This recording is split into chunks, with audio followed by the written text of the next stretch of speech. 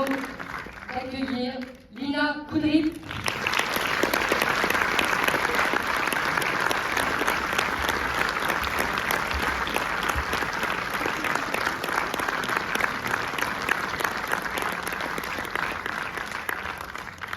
Voilà, de cette pleine, attentive, qui a été captivée par le film. Merci, Mélissa. Merci, Lina, d'être là. Avant de parler du film, j'avais une petite question pour Lina. Il y a une semaine, 10 jours, parce que je préparais le festival, je ne sais pas, il y a eu des vols de bijoux au Louvre. Et comme tu as grandi à Aubervilliers comme moi, j'ai entendu qu'il y avait deux jeunes hommes dont on a retrouvé l'ADN et qui sont d'Aubervilliers. Je voulais savoir si tu en savais un petit peu plus. Je suis pas trop une foucave, donc je ne vais rien dire, mais je crois que j'en sais un petit peu plus en plus. Ça tombe bien, il n'y a pas de journaliste dans la salle. Et c'était une question, bien sûr, pour faire rire. Ça ne m'a pas étonné que ce soit des mecs de Berck. Et tu sais qu'il y a une histoire qu'on connaît toutes les deux sur la disparition de Soleil Levant au musée de Marmottan. Ah, mais ça, c'est un peu à côté. C'est les années 80. Non, mais je veux dire géographiquement. Ah, géographiquement, c'est à côté, mais c'était le tableau de grand maître. Donc c'est pas au Louvre, c'était au musée de Marmottan. Et c'était des. Parce que je crois qu'on raconte un peu notre vie en fait. Il y a une histoire un peu similaire qui date des années 80, qui avait dû être adaptée au cinéma et qui finalement n'a jamais été. Mais c'est vrai que cette histoire du Louvre, je me suis dit au moment où ça arrivait, c'est déjà un film. Je me disais, je vois déjà un film en train de. Et vous l'avez fait, mais avec des femmes. Ouais, nous on l'a fait, c'est pas des bijoux, mais c'est des billets.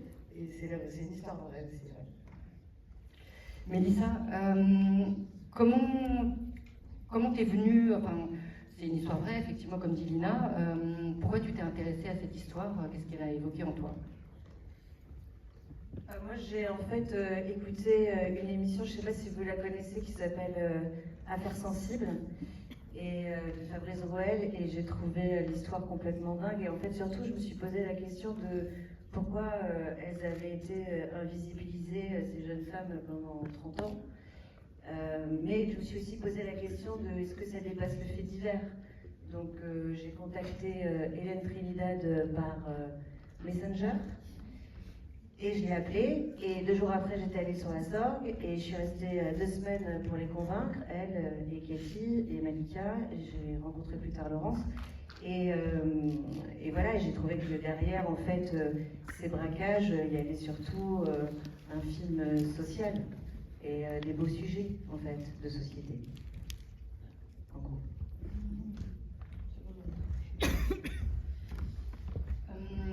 C'est tiré d'un livre, effectivement il y a l'aspect social parce que... Non, c'est pas tiré d'un livre, c'est tiré d'un récit, d'un podcast, ouais. D'un podcast d'affaires sensibles.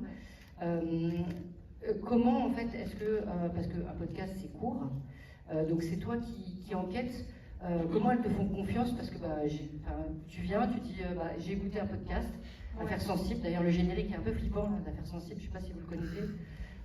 C'est France Culture. Ouais, c'est France Inter. C'est France Inter, ouais. Moi, ça me fait peur quand j'entends le générique, je me dis, ça va me faire frissonner. Et là, tu es dans...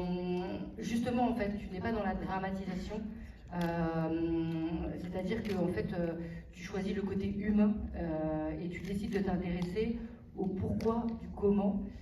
Et quand tu parles de social, c'est-à-dire qu'effectivement, on comprend leurs raisons et surtout on a accès à leur intimité, à leur histoire personnelle, à leur trajet de vie en fait. Et comment en fait pourquoi d'ailleurs elles t'ont livré des choses? En fait, c'est une histoire. C'est une histoire tout simplement humaine, c'est-à-dire qu'on s'est rencontrés, on s'est aimés. Elles n'ont pas été faciles à convaincre, voilà. Donc quand je pouvais pas rentrer par la porte, je rentrais par la fenêtre. Enfin bon, bref, je me suis roulée par terre, quoi. Enfin, j'étais pas la seule à écouter Affaires sensibles en plus, donc voilà. Et puis après, ça a été un travail de documentation avec leurs avocats, avec Serge Billet, qui était l'avocat de Katie et Malika, en particulier, qui m'a suivi d'ailleurs pendant tout le procès, qui était avec moi tous les jours, avec la directrice de la prison de Tarascon, avec toutes les surveillantes. En fait, voilà, ça a été, avant d'écrire le scénario, ça a été d'abord un gros travail de documentation. Et une histoire humaine, en fait. Voilà. Non, mais c'est aussi simple qu'on s'est vraiment aimé aujourd'hui. Elles m'ont accompagnée sur plein de dates de tournée. Hier, j'étais encore avec elle à Marseille et à Nice à Sorgue. Et voilà, en fait, Et toi, qu'est-ce qui t'a frappé? C'est que ce soit des femmes, des jeunes femmes, en fait, puisque c'est assez atypique. Hein. Non, c'est plutôt le sujet, c'est le déterminisme social. On peut faire plein de ponts aujourd'hui encore avec, je trouve, l'actualité. Je veux dire, la misère sociale, mais pas seulement la misère affective, elle continue de créer la misère. Il y a plein de sujets, en fait. Moi, j'ai pas voulu, en fait, donner des réponses. J'ai pas voulu non plus en faire des héroïnes ou faire une éloge du grand banditisme, mais j'ai pas non plus voulu les juger parce qu'il y a eu un procès, donc c'est pas à moi de le faire. Mais voilà, ce sont les sujets, surtout, que raconte l'histoire du gang des Amazones qui m'ont plu. Et ton choix d'écriture, parce que c'est un film d'action, on les suit, c'est un film choral, même s'il y a une tête, un cerveau qui apparemment inspire en tout cas, et qui n'est pas vu comme tel par ses camarades, mais qui est désigné d'ailleurs par la justice, etc., comme le cerveau, mais on voit que ça circule et c'est beaucoup plus complexe que ça. À quel moment en fait ça se construit, ça s'articule au niveau de l'écriture en fait, c'est voilà, comment en fait ça démarre, en fait surtout c'est une question de point de vue. Moi j'ai choisi d'être vraiment surtout dans la tête de Cathy, qui est incarnée par Lina, parce qu'en fait c'est quand même un film qui est très chapitré et donc il fallait éviter l'écueil, mais en même temps c'est l'histoire de leur vie. C'était dans les quartiers, elles ont braqué, elles ont ensuite été en prison, et puis après il y a le tribunal. Donc le plus important, c'était vraiment le point de vue.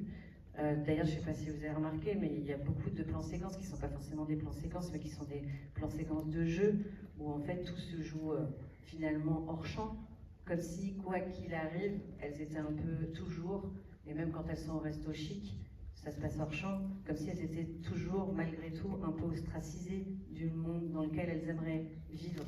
Donc c'était ça en fait, surtout le fil rouge, c'était vraiment le parcours et la motivation, plus encore de la CAF, de la désillusion et du désespoir de Cathy. Voilà. Et donc Cathy, comment s'est passé, est-ce que quand tu as écrit, tu as pensé à Lina? Est-ce que c'est venu après? J'ai pensé tout de suite à Lina. Franchement, si elle m'avait dit non, j'aurais été vraiment dans la merde parce que je n'avais pas d'autre actrice en tête, elle le sait. Voilà, c'est la première qui est venue sur le projet, donc c'est la première qui m'a fait confiance. Après, j'avais vu Mallory dans Les Pires, j'avais trouvé génial. Kenza, on en avait parlé toutes les deux. Les réalisatrices sont là tout à l'heure, Les Pires. Je les adore. Vraiment, c'est bien à l'ancienne, je m'aurais dit que vraiment, je les adore, je suis fan. J'ai un film d'elle sur. Et chez Razad pour Kenza. Et puis Isia, je trouvais qu'elle ressemblait beaucoup à Hélène Trinidad. Il faut les voir toutes les deux pour voir à quel point elles se ressemblent. Et puis Laura, c'est une amie qui m'a soufflé son nom. Et du coup, je l'ai vue dans Les Complices et je l'ai trouvée géniale aussi. Et puis je trouve qu'elle a une charge émotionnelle incroyable. Et voilà, donc ça a créé ce groupe et j'ai eu de la chance. Mais je pense qu'elles m'ont dit oui. Parce que aussi, je pense qu'il n'y a pas beaucoup de rôles de femmes comme ça au cinéma. Enfin, voilà, c'est pas de tous les jours qu'il y a un gang des Amazones avec, voilà. Je pense que c'est ça. Oui, Lina, c'est la première fois que tu es une braqueuse? Oui, c'est la première fois. Je cherche, mais non, elle est bien la première fois. Oui, ça fait partie des raisons pour lesquelles on dit oui aussi, parce que on sait que depuis quelques années, je fais ce métier, j'ai jamais reçu un scénario comme ça, donc la prochaine fois que j'en recevrai un, ce sera pas maintenant. Et c'est un vrai rôle. Il y a de quoi pour un acteur bien s'amuser et essayer de montrer les choses et de se laisser aller. Donc, ouais, j'ai dit oui sans hésiter. Du coup, ça s'est passé comment? T'as eu le scénario, tu savais cette charge que si tu disais non, il n'y avait pas de film en fait, ou comment ça se passe? Non, au début, elle ne me l'a pas dit comme ça, mais, non, mais elle m'a dit qu'elle avait écrit en pensant à moi et j'étais trop honorée parce que Vous connaissiez pas? Non, on se connaissait pas. On se connaissait pas et je connaissais pas non plus l'histoire du monde des Amazones. T'écoutes pas Affaires sensibles? J'écoute pas Affaires sensibles. Et j'ai découvert l'histoire vraie du gang et le fait que c'est en train de devenir un film. Et Mélissa m'a proposé ça, mais vraiment quand j'ai lu le scénario, je me suis dit, mais c'est très rare d'avoir un rôle aussi bien écrit et une histoire aussi forte à raconter. C'est marrant parce que dimanche, on recevait Reda Kateb, avec qui tu as joué dans Normes, et il joue Yann Bojarski, qui est un faux monnayeur. Et donc les billets que vous avez là, lui, les dessine dans l'autre film. Et donc c'est marrant parce qu'avec la programmation, il y a beaucoup de choses qui circulent comme ça. Et voilà, on navigue entre les films. Et donc voilà, je me demandais si c'était pas... et les billets de Yann Bojarski, aujourd'hui, c'était des francs, valent plus cher. Les billets sont devenus des œuvres d'art qui se vendent très très cher. Alors que c'est des faux billets parce qu'en fait, il était beaucoup plus fort en tant que dessinateur et concepteur que la Banque de France. Donc c'est assez rigolo. Le film est à vous, c'est vous qui vous l'avez vu et bien vu. Est-ce qu'il y a des réactions, des questions? Je vois plein de... Ah, génial. Et normalement, ça va pas aussi. Alors, on n'a pas 10 micros, mais on a des micros ou pas? Le jeune homme, c'est le premier qui a, là au milieu, là, qui a levé la main, je l'ai vu. Oui. Vous connaissez son prénom? Bon, je sais quoi ton prénom? J'arrive. Il y a 2 micros, c'est ça? 2. Ok. Ouais. C'était pour? Vous pouvez braquer les micros, on a Je peux parler fort ici. Bonjour. Alors, l'expérience particulière avec ce film parce que j'avais eu l'honneur d'avoir figuré dans ce film et du coup, c'est un honneur pour moi d'avoir participé au projet et c'est un film que j'ai beaucoup aimé, c'était une belle découverte et j'aurais une question pour Lina. Alors déjà, bravo pour ta performance et je me suis demandé qu'est-ce qui t'a le plus impacté dans ton rôle?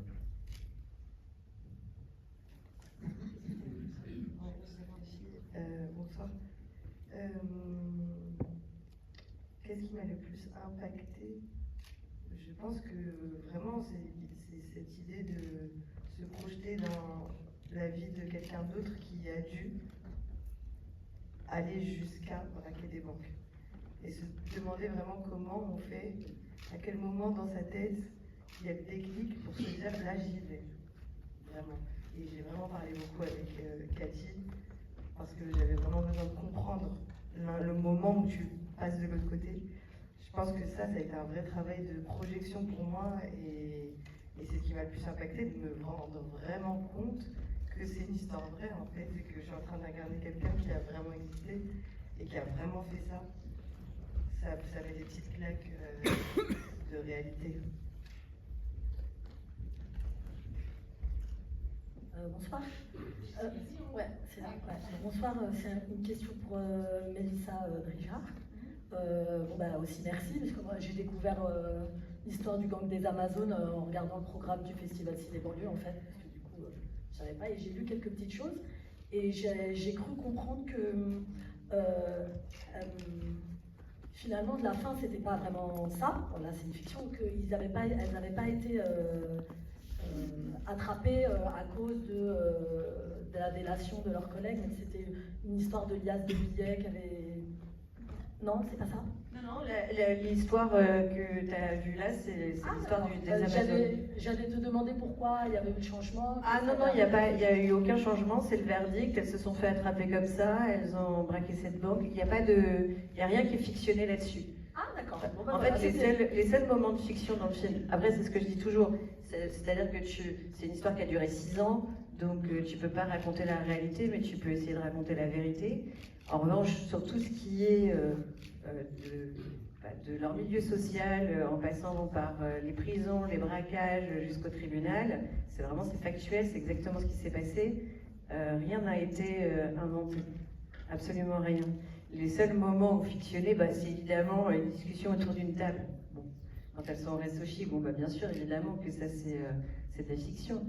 Mais franchement, il n'y a quasiment rien qui est fictionné dans le film. Souvent, on m'a posé la question, par exemple, du tapissage. Est-ce que Karim est vraiment mort? Bah oui, bien sûr, je n'aurais jamais écrit un truc comme ça. Voilà. Donc, le tapissage, ça s'est vraiment passé à l'extérieur. Elle a vraiment appris la mort de Karim à ce moment-là. Enfin, voilà, c'est vraiment leur histoire.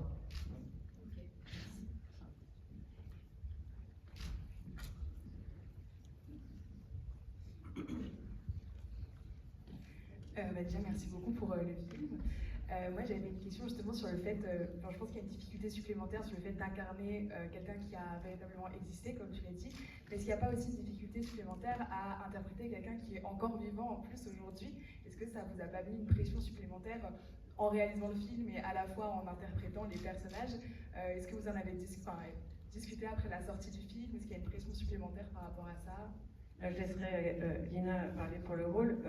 La pression, si, elle est énorme parce que moi, quand j'ai montré le film aux vraies Amazones, franchement, j'ai pas dormi pendant une semaine. Enfin, voilà. En plus, c'est des braqueuses, hein, je vous rappelle. Donc, mais elles sont très fières du film, très fières. Elles nous ont beaucoup aidés pour la promo. C'était les stars de la promo. Et voilà, c'était très important. Évidemment que c'était difficile parce que on avait envie d'être à la hauteur de la confiance qu'elles nous ont donnée. Après, pour le rôle. Bonsoir, merci. Pour le rôle, oui, mais au départ, tu as une pression parce que tu te demandes comment ça va se passer. Et j'ai eu la chance que ça se passe super bien tout de suite avec Cathy et qu'elle partage avec moi vraiment tout ce qu'elle avait à me donner pour incarner elle plus jeune. Mais j'avais en plus la chance de l'avoir elle aujourd'hui et un caractère on ne change pas. Donc j'arrivais à capter qui elle était même 30 ans après. Et oui, on a forcément la pression de ne pas les décevoir, mais elles ont toujours été très heureuses, bienveillantes. Franchement, on a eu de la chance, pour le coup, ça s'est bien passé. Ça aurait pu être, oui, effectivement, plus de pression, plus de contraintes, mais c'était pas le cas. Moi, je me permets, du coup, dans le film, on dit qu'il y a une partie de l'argent qu'on ne retrouve pas. Est-ce qu'elles ont participé à la production du film? En fait, pour revenir, je ne vais pas répondre à la question, mais tout à l'heure, c'était assez rigolo parce que tu as parlé des billets, du faussaire, etc. Nous, en fait, on a notre chef d'éco. En fait, il y a très longtemps, il a retrouvé dans un truc caché chez sa grand-mère, en fait, 40 000 francs. Voilà. Il ne pouvait plus rien faire avec ces 40 000 francs, donc il était content de les utiliser dans le gang des Amazones. Ici, tout en haut? Oui. J'avais deux questions. La première question, au niveau des financements, est-ce que ça a été compliqué de trouver des financements pour le film? Et la deuxième question, c'est est-ce que psychologiquement, après toutes ces années, est-ce qu'elles vont bien? Alors, elles vont très bien. Katie, elle a eu, par exemple, un garçon, une fille. Hélène, elle a eu un enfant encore, elle en a 4. Non, ils vont bien. Elles habitent toujours dans la même région, comme c'est écrit. Katie et Hélène, elles sont voisines. Voilà. Pour le financement, ça a été difficile, parce que c'est jamais facile de monter un film. Et puis, ça a été... Puis voilà, en coût de fabrication, c'est un film tout à fait bon, enfin voilà, plutôt dans la fourchette basse. Et faire un film aussi ambitieux parce que c'est beaucoup de décors et que voilà, ça nous a demandé d'être vraiment au taquet pendant cette semaine et demie de tournage. Mais voilà, on l'a fait. J'ai encore une question tout en haut? Oui. Bonsoir, merci pour le film parce qu'il est humainement assez poignant. Merci. Mais je suis venue voir non pas sans appréhension parce que sur la question du déterminisme social, est-ce que vous ne jouez pas à nouveau la carte un peu victimaire? La carte victimaire? Bah non, justement. Au contraire. puisque, en fait, déjà, moi, pour ma part, si vous me posez la question, pour moi, il y a quand même, elles sont quand même victimes du milieu social dans lequel elles grandissent. Et je parle pas simplement de misère sociale, je parle affective. Alors, la vie de Laurence, cette banalisation de la violence dans le milieu, elle existe, elle est là. Maintenant, ce sont des femmes qui se voient pas du tout victimes, qui assument complètement leur féminité sans en jouer, qui sont très heureuses, qui l'ont toujours été, mais qui pour autant se sont retrouvées à un moment donné dans leur vie dans un chaos et un désespoir total. C'est la vérité, ce sont les faits. Moi, je pense que si j'avais eu un discours victimaire, je leur aurais pas fait honneur et elles n'auraient pas été aussi fières du film. Pour répondre à votre question. Alors merci pour le film. Moi, il y a une scène qui a pu me faire penser à Taxi Driver et par extension à La Haine. Est-ce qu'il faut y voir une sorte d'hommage ou de référence ou pas du tout? Complètement. Ok, et il y a une raison à ça? Oui, parce que en fait, je trouvais que, en fait, quand j'ai commencé à chercher des références de films de braquage qui ne soient pas des comédies ou des films un peu, comment dire, de pied nickelé, en fait, il n'y avait que des hommes. C'est toujours toutes mes références. Enfin, moi, par exemple, je me suis inspirée de plein de films, dont Amour Chienne, enfin, bon, bref, on est plus du côté d'Amour Chienne que de Hit, quoi, enfin, je veux dire. Mais enfin, toutes mes références, c'était que des mecs. Donc, à un moment donné, j'ai trouvé ça sympa d'aller prendre, en fait, cette séquence que tout le monde connaît et de mettre une femme. Ensuite, Cathy l'a vraiment fait. Cathy a vraiment fumé toute la nuit comme une malade devant son miroir avant de braquer la première banque parce qu'elle voulait changer sa voix. Donc elle l'a fait, donc du coup je trouvais ça génial de pouvoir faire le pont avec ces films-là. Et puis c'était une séquence qui était très dure et on s'était dit avec Lina que bon, si ça marchait pas, on la ferait pas. Et bon, voilà, c'est un plan séquence de presque 3 minutes. Et je trouve que la performance d'actrice est assez dingue. Alors, je dis merci comme si c'était moi. Merci, c'était super. Juste ici, si tu veux ajouter quelque chose sur justement ton travail sur la voix, sur effectivement le corps aussi, parce que c'est très important, et le regard. C'est-à-dire que j'étais dans beaucoup de films, mais là, cette détermination, cette froideur, ce côté vraiment réflexif, comment en fait, est-ce que. Voilà, comment t'as trouvé ça? Oui, j'avais plein de références de ma vie à moi. J'ai grandi dans un milieu où faire un braquage, c'était pas extraordinaire. Donc, c'est une réalité, c'est évident. J'ai grandi à 5 minutes et c'est la réalité, c'est que quand même, j'ai grandi dans un milieu très violent, plein d'amour, plein de joie et plein de bons moments, mais aussi à côté, beaucoup de police, beaucoup de prison, beaucoup de drogue, c'est une réalité. Et donc j'avais plein d'images dans ma tête de ces moments-là où j'ai appris que quelqu'un avait fait un braquage, ou quelqu'un était rentré en prison, ou qu'il y avait ce genre de nouvelles qui arrivaient tous les jours sur mon téléphone. Et j'ai essayé de me concentrer sur ces moments-là dans ma vie où j'ai palpé l'extrême détermination au point de pouvoir, à défaut, si nécessaire, être violent. Donc il y a eu ça, et puis après il y a eu, ça c'est tout le travail que je faisais avec Mélissa, où je posais énormément de questions, etc. Et après il y a eu le moment où j'ai rencontré Cathy. Et je faisais le parallèle avec Cathy, parce qu'elle a aussi grandi dans ce milieu, dans un milieu malheureusement c'est comme ça qu'on l'appelle, mais défavorisé, j'aime pas ce mot, mais en tout cas dans un quartier, dans une cité. Et quand je l'ai rencontrée, tout de suite, on s'est raconté notre enfance, et c'était très très en miroir.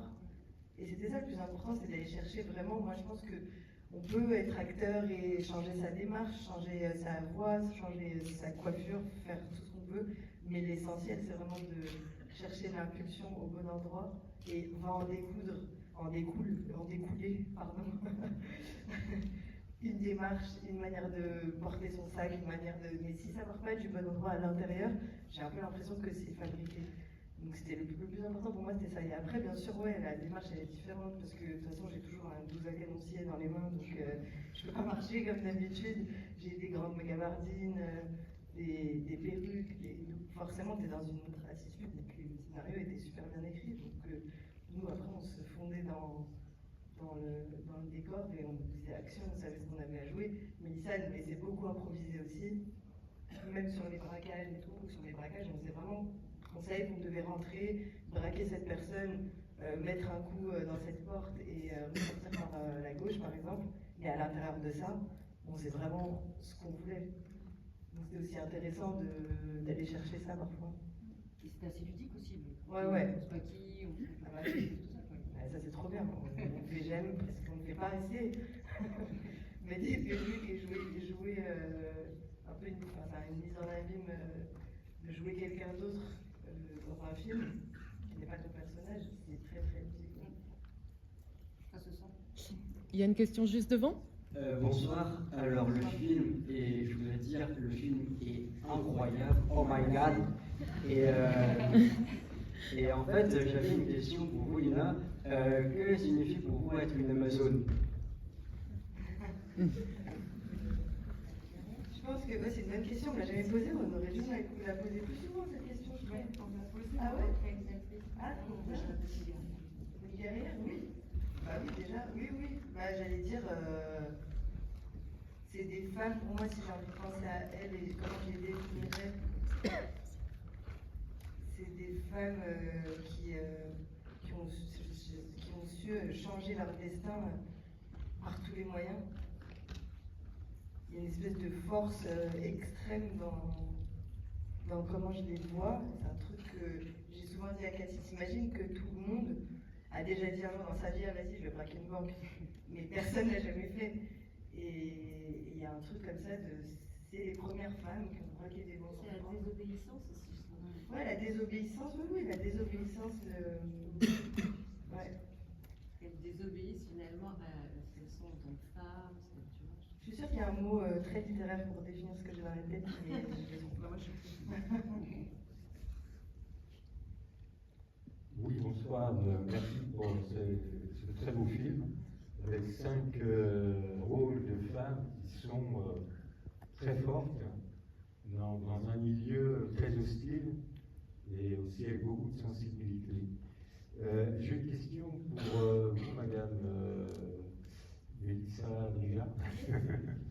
J'ai entendu une émission il y a un peu moins d'une semaine à la radio, je ne sais plus si c'était France Inter ou France Culture, et vous reparliez de justement la réalité de ce qui s'est passé, et vous avez, il me semble avoir compris que dans ce que vous avez dit, la juge d'instruction s'est arrangée pour que ces femmes-là ne passent pas toute la durée avant le procès en prison, mais qu'elles puissent montrer qu'elles étaient capables de faire autre chose. Et c'est là-dessus que s'est appuyé le jugement pour aboutir au jugement qui a été donné. Alors je ne sais pas si j'ai bien compris, mais c'est exactement ça. Bah, en fait, la juge Françoise Saboy. Alors, il y a une première chose, c'est-à-dire que le vice de procédure, on ne sait pas si Françoise Saboy l'a fait un peu exprès ou pas. Pourquoi je vous dis ça? Parce que, par exemple, Maître Serge Billet a dit, mais pas du tout. Enfin, des erreurs de procédure comme ça, il y en a plein. Et en même temps, Maître Guénoun, qui était l'avocat de Hélène, et Maître Gontard ont dit, évidemment, tout le monde dans le milieu l'appelait la gaucho et la féministe. Donc, voilà.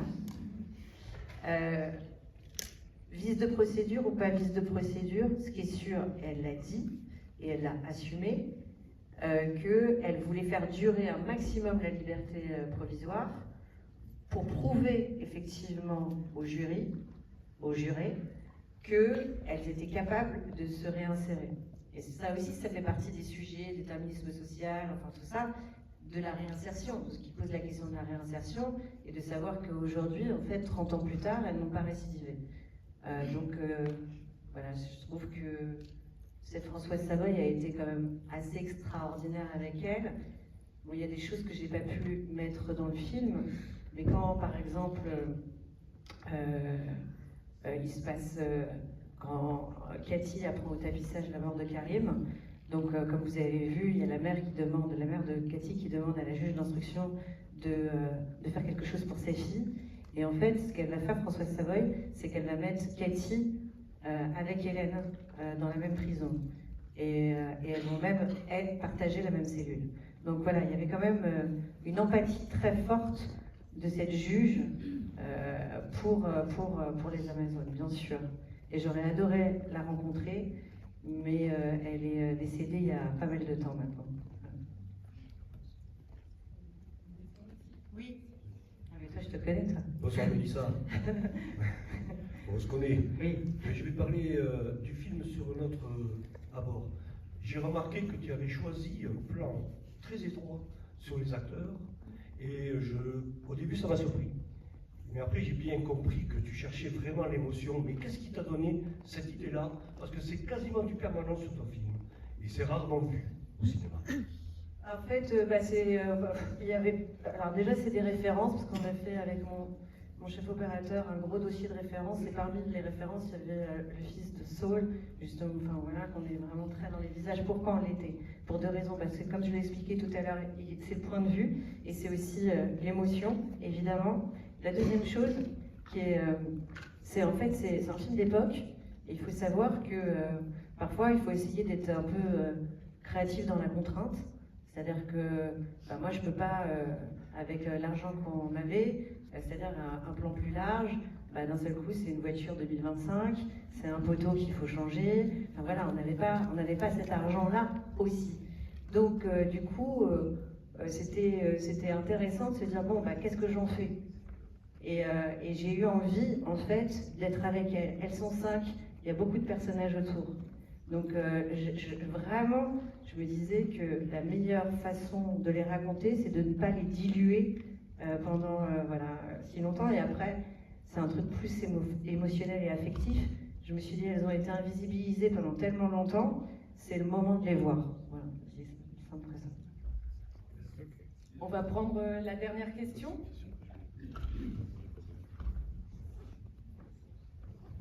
Bonsoir. Je voulais vraiment vous remercier pour le film. Moi, j'ai pris la décision de ne pas regarder de bande-annonce ou quoi que ce soit. Je voulais juste être impressionnée et ça a été le cas et je veux vraiment vous remercier. Et il y a un truc qui m'a beaucoup marqué déjà dans le film, c'est que j'ai beaucoup eu l'impression de ne plus regarder un film, mais juste de regarder un documentaire et d'être hyper proche des personnages et des acteurs. Et plus particulièrement, Lina, je me permets de te tutoyer, j'ai le droit.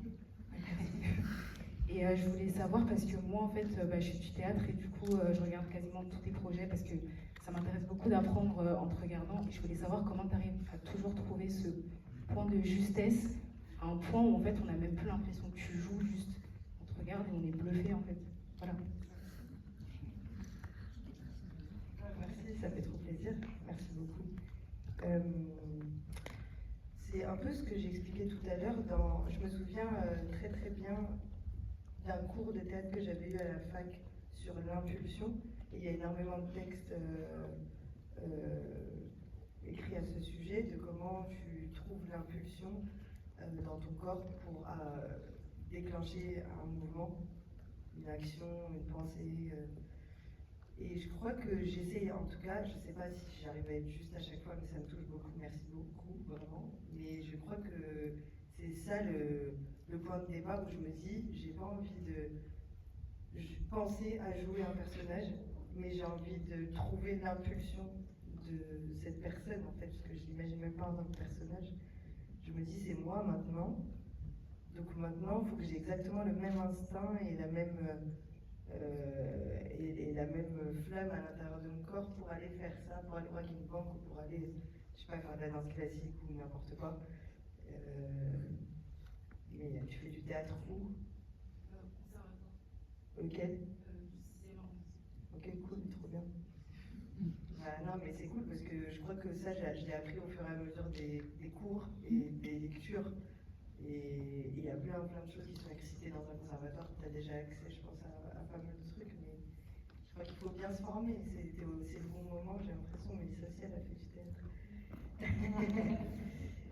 Mais ouais, il faut bien se former, les bonnes bases pour vraiment après te laisser aller et kiffer. si c'est clair ce que je dis. C'est très clair.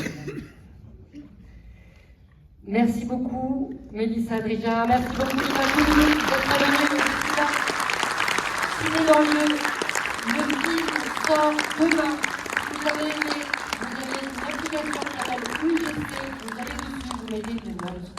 Et il y a Allociné aussi. Parlez-en autour de vous si vous avez aimé, si vous voulez décrocher votre téléphone, simplement ça suffit aussi, vous dire à votre voisin d'aller le voir. Très bonne soirée. Le festival Ciné Banlieue continue avec ma frère de Lisa Coca et Roman Guéret et toute l'équipe du film, Amel Ben, Fanta Kébé, Chéri Nata, qui sont là. Et demain, un documentaire, La banlieue au cinéma, et Donne une chance. Alors c'est là que j'ai réalisé, qui est en entrée libre ici. Et Muganga de Marie-Hélène Roux. A très bientôt. Prenez le programme du festival Ciné Banlieue et allez voir le gang des Amazones. La sortie est demain.